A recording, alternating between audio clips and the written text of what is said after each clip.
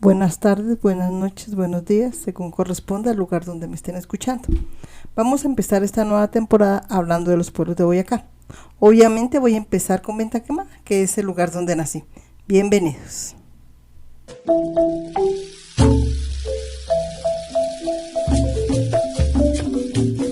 Antes de explicarles o de empezar a hablar de Venta Quemada como tal, tengo que hablarles un poco de cómo fue la distribución espacial de los territorios, de estos territorios a la llegada de los españoles.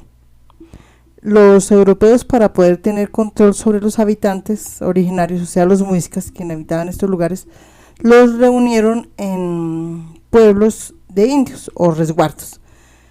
Turmeque era un pueblo de indios, pero a partir de 1700 estos resguardos ya no fueron tan viables, porque pues habían muerto muchos indígenas y había mucho desorden administrativo. Entonces desde España se hicieron las reformas borbónicas que querían, entre otras cosas, reglamentar la tributación, o sea, lo de los impuestos y la distribución espacial. Como les estaba diciendo, el proceso de agregación de indios, es decir, reubicar indígenas y el despojo de los resguardos, se inició entre 1750 y 1760. Después que la corona española tomaba la tierra de los resguardos, la vendía o la subastaba a los blancos o mestizos que estuvieran interesados, ya fuera porque tenían tierras que limitaban con los resguardos o porque ya tenían posesión sobre ellas y querían legalizarlas. Estos habitantes pagaban la tributación correspondiente, asumían los gastos de la iglesia y les daban un uso óptimo a los suelos. En el caso de Venta Quemada, ellos mismos se comprometieron a construir la iglesia y así se separaron del pueblo de indios de Turmeque. El pueblo de indios de Turmeque era muy extenso, estaba conformado por los actuales territorios de Turmeque, Villapinzón, Puente de Boyacá y Venta Quemada. Por esta razón, algunos vecinos del lugar, entre ellos Juan Rojas, Enrique Duarte, Domingo Ruiz, Santiago de Porras, Juan de la Piña, pidieron que se fundara la parroquia en la vereda que antiguamente se llamaba Choquira, y ellos se comprometieron a construir allí la iglesia. Fue así como el 2 de diciembre de 1773 esta vereda es erigida en parroquia y toma el nombre de Padua. El 17 de diciembre de 1777, es decir, 4 años después, se constituyó el municipio. El primer párroco de este municipio fue el presbítero Juan Agustín Guevara y el primer alcalde de Padaneos, Francisco Gorreas. La iglesia se empezó a construir en 1786. Según documentos encontrados en el archivo regional y en el fondo histórico, las tierras donde se construyó la parroquia eran de Enrique Duarte. Les voy a leer una parte de este archivo. Abro comillas.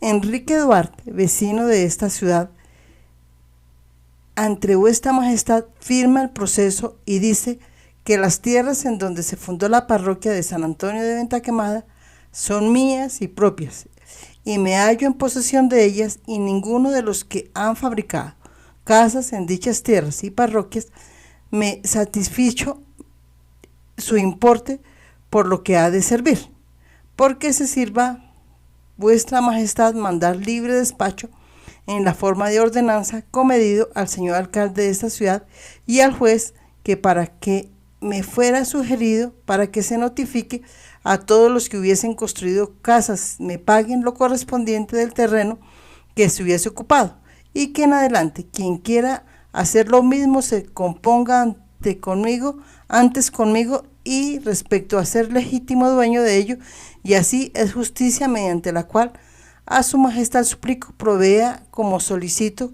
que juro en debida forma lo necesario. Esta es una transcripción textual y como es de 1780 pues es un poco complicado leerlo, pero pues más o menos es lo que dice.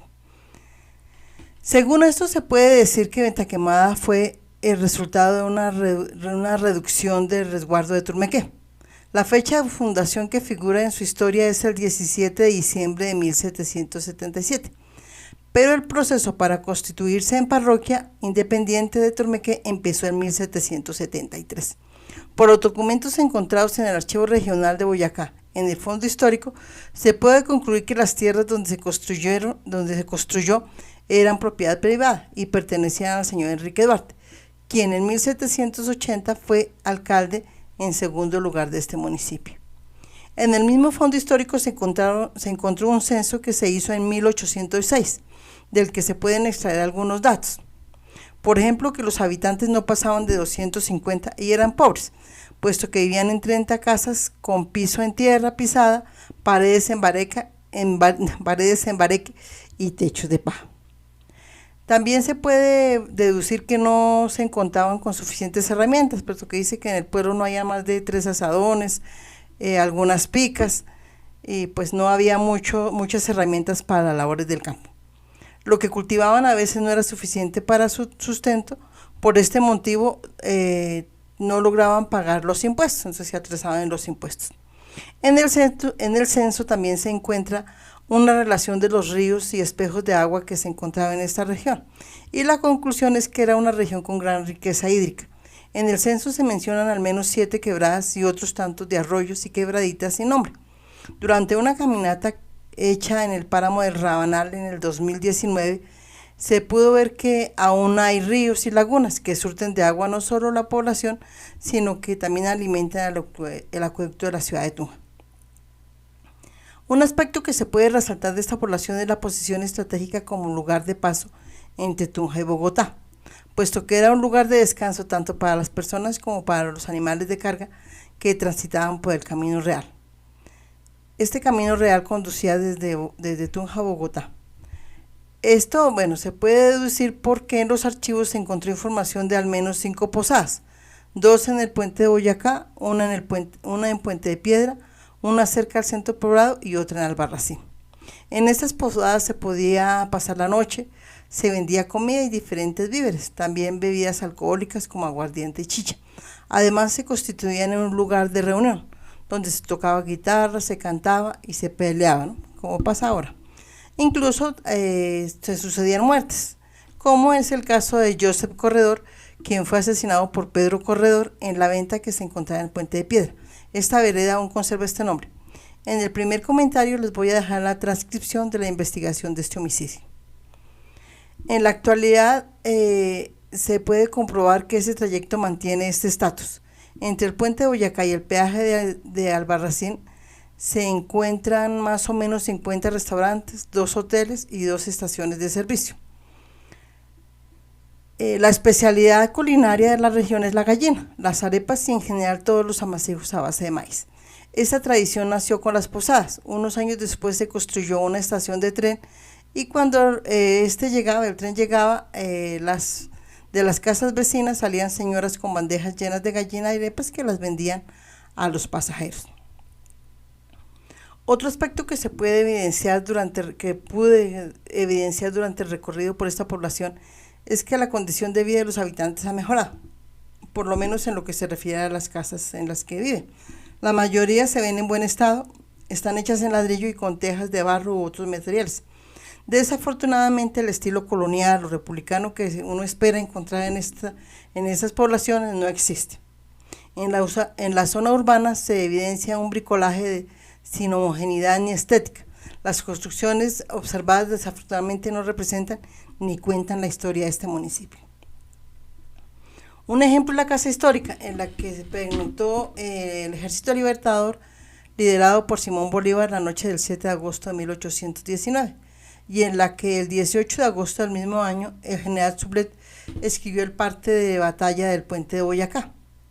Este parte fue dictado por Bolívar. En la actualidad es una casa con una mala restauración que cumple el papel de bodega del colegio que se encuentra al frente. Originalmente se ha pensado que podía ser un museo, pero pues evidentemente esto no sucedió. Algo que sí se puede resaltar y que pues me llama a mí mucho la atención es la tradición oral. Está representada en los saberes ancestrales que aún conservan los abuelos. Hablar con esas personas es entrar, por ejemplo, a sus cocinas, ¿no? Y al calor de una estufa de carbón saborear esas comidas cuyo principal ingrediente es el amor y escuchar historias que transportan a otros tiempos. Por la forma como ellos hablan, uno siente que hicieron parte de los hechos históricos que han sucedido en este lugar, que cabalgaron con el capitán don Francisco Gómez, y los comuneros rumbo a Zipaquirá, que acompañaron a Humboldt en 1801 al Santuario Grande, que se encuentra en el páramo de Rabanal, que escucharon y hablaron con Bolívar, que vieron cómo se quemó la venta y atestiguaron cómo alrededor de este incendio no solo se originó un nombre, sino que se construyó una idea de pueblo, un pueblo que hoy es el hogar de unas 15.000 personas que aman su terruño y se sienten orgullosas de sus orígenes y miran con fe hacia el futuro. En el próximo capítulo hablaremos del origen del nombre, cómo se originó el nombre de este pueblo y cómo es Venta Quemada en la actualidad. Tengan bonitos días y sean felices. Muchas gracias.